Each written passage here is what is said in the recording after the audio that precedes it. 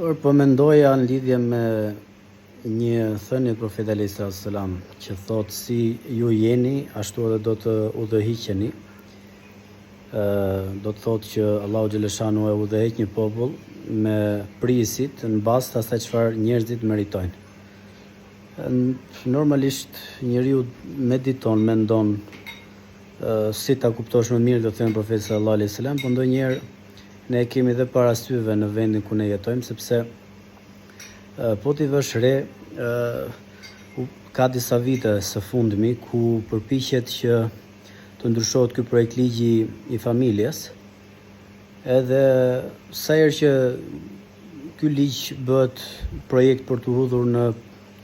parlament, për të miratuar, shikojmë reagon shoqëria civile, reagojnë komunitetet fetare, bëhet ç'bëhet, pastaj ndoshta anullohet, sa miratohen, si të shkojnë punët tuk ne në përgjithësi. Po pastaj vjen Ramazani, ç'a ndodh? Ndodh që ne prap këta qeveritarët tanë që na bën ligje kundra Zotit, kundra familjes, kundra fesë, prap i mikpresim në tyrezat tona. Flasën Ramazanin tu e pa nga këndvështrimi i muslimanëve se ka pas raste nga të gjithë komunitetet fetare që në situatat e festive të tyre i shikojmë gjithë ulur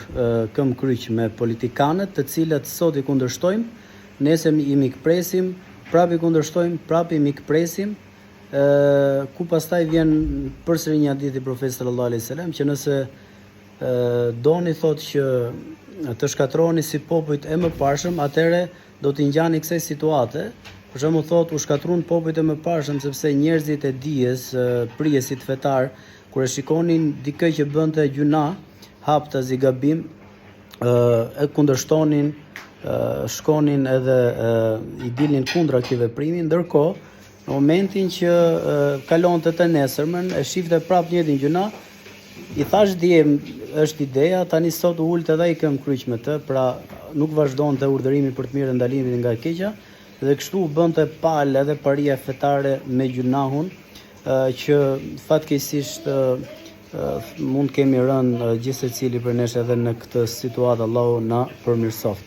Prandaj kur shef që njerëz të kësaj kategorie, prijesit, politikanët, bëjnë gjërat kundërta, ne prap i mikpresim, ata prap kundër, ne prap mikpresim, me të vërtetë Allahu na ruaj nga dënimi i tij, sepse herët avon mund vi dënimi i tij.